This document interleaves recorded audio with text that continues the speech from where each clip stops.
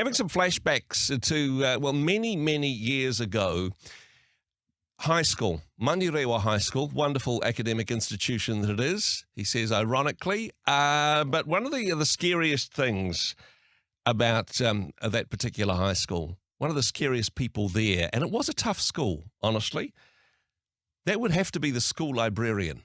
You did not cross the school librarian. She was the arbiter of what was right and what was wrong. And how dare you speak loudly, do anything that might damage a book, or request something which was inappropriate from the school. Right, I'm having shudders, actually, still thinking of that. And hey, maybe things haven't changed that much. Maybe the librarians are the self-appointed gatekeepers of all that is good and decent in our society. Well, at least that's what they're thinking in Marlborough. Joining me on the program now, Jonathan Ayling from the Free Speech Union. Jonathan, kia ora, were you having flashbacks to your school librarian as I was describing that? It's quite funny. I went to school in Kenya, Andrew, and yes, even there, it seems that librarians have a global reputation to maintain. Miss Olive, she was a good woman, but you did not cross her. Yeah, exactly. And apologies to any any librarians that may be listening that I've accidentally offended, because I know you will hunt me down. So I apologise sincerely. Having said that, though, interesting situation for the good folk of the Marlborough District. It seems that, not just the librarians, but the library as an institution. This is a council-owned organisation. They are the arbiters of what is true and decent and what is acceptable and non-acceptable in our society. Yes, so there's a group been going around the country called Let Kids Be Kids. Mm-hmm. And if ever there seemed to be at face value an unprovocative claim and name, it might be Let Kids Be Kids. Yep. This doesn't necessarily seem to set off alarm bells of politicization and provocative thought.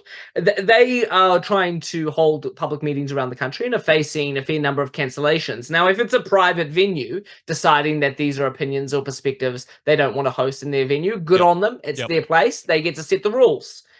If you're paying for it, though, you get to have access to that location. And the local committee down in Marlborough requested to use one of the public facilities there, a meeting room in the local library. And at first they were told, "Not sorry, it's all booked. We can't cater for you." And they said, "Okay, well, over this relatively wide period of time, surely there must be something available then. Can you help us out?" And they received a very curt response saying, "Your meeting would seem to be a very inclusive one, and it breaches our policies because we require them to be inclusive and non-discriminatory." And so excluded because of exclusiveness policies. This sounds familiar. In some ways, it shouldn't matter, but just for context, Let Kids Be Kids. Is this what's the focus of this organisation? Any particular ideology that they may be picking a fight with that may have been upset or crossed somebody's line? Look, Andrew, I don't actually know very much about them because, in my opinion, I'm not sure it really matters. Mm-hmm. As long as they're not inciting violence, as long as they're not calling on people to break the law, they should get to put their case forward, and we're certain that they're not doing that. My general impression is that they have concerns around the sex and relationship education criteria in schools, and probably have concerns around the transgender question. Mm-hmm. Beyond that, it's not my job to get in the weeds. They should be allowed to make their case. But generally in the area of concerns about exposing children to sexual context too early, and hey, there are people who have different opinions on that, but they hold one in that regard. To an extent, and back to my introduction, if you like, there's always been a level of censorship at your local library. There's some books that aren't at the local library, or there's other books that you're saying, you know what, we're not going to put these in the kids section, we're going to put these higher up. They contain mature material. Again, let kids be kids. We don't want to expose our children too early to some stuff.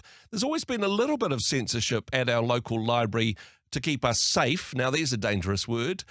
Is this more of the same, Jonathan?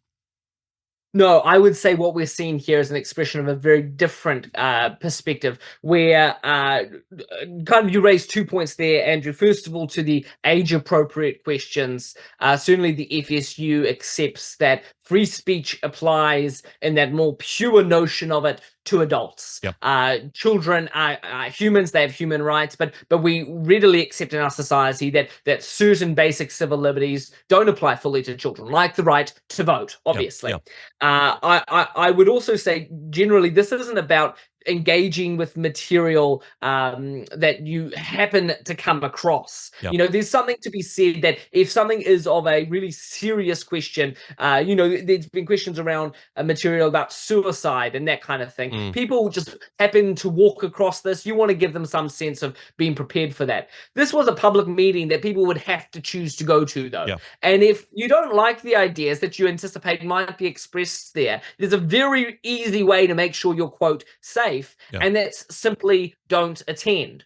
The idea, though, that the local council gets to set the terms of what is and isn't inclusive, what is good and proper and upright. I don't think this is exactly what we voted our local representatives in for. We didn't think we were getting them to establish a religious or moral structure over us. It was to make sure our roads and sewage work. Yeah. And so I would suggest it's incredibly pernicious. And the Free Speech Union has contributed quite extensively to the case law that exists in this space. If your listeners have followed our work for some time, they might sense a little bit of deja vu here. Yeah. We have definitely been here recently, not even just down in Wellington for the Introspect conference. There was a very similar case of a council hall being refused on the basis of ideological prejudice. But I was tallying up the number of councils we've tangoed with over the past couple of years on this very issue, and I think there's as many as a dozen different councils, some of them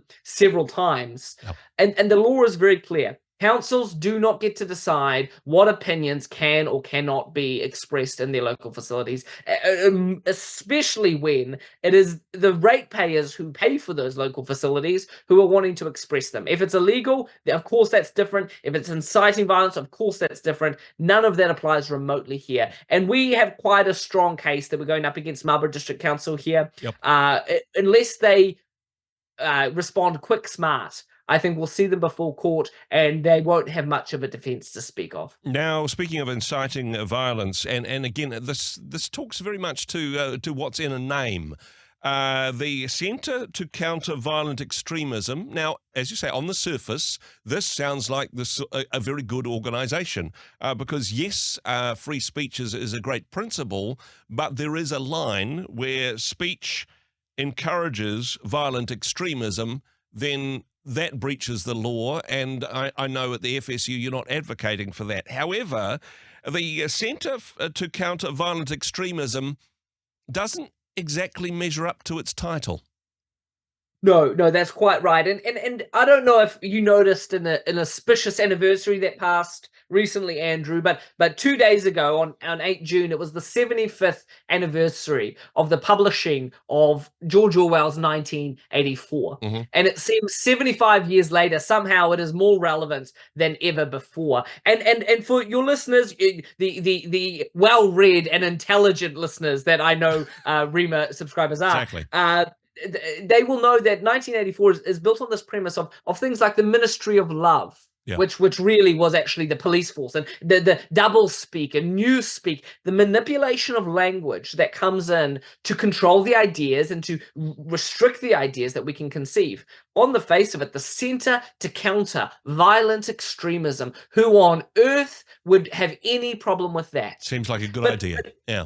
Then we look into who's running it and what they're funding. And Andrew, your listeners can see more detail on this. We've recently put an article up on our website about this, but they're simply pushing an ideological barrow around the dangers of free speech and the importance of censorship and the need for the great unwashed to be, quote, protected by ideological overlords to control the ideas that they're able to engage with. I see. Violent extremists as you and me, basically, especially that's you. Right. Yeah, especially you, Jonathan.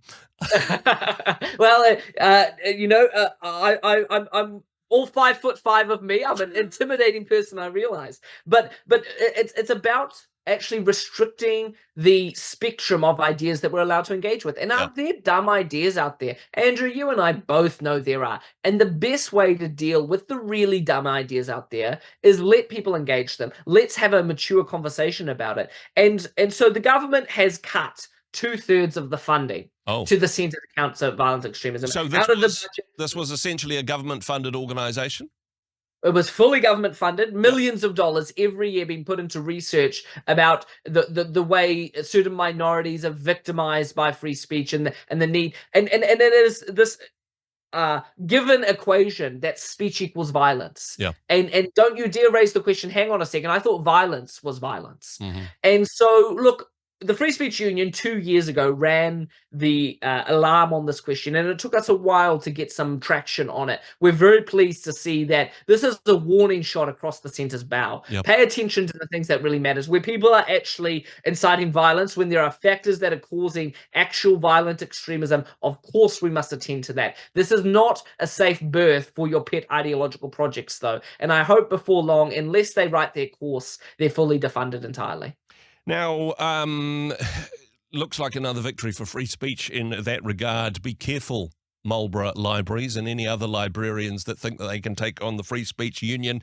Hey, just before we go, briefly, I know another, so-called violent extremist, the UK's equivalent to Jonathan Ayling, Toby Young, is going to be in New Zealand.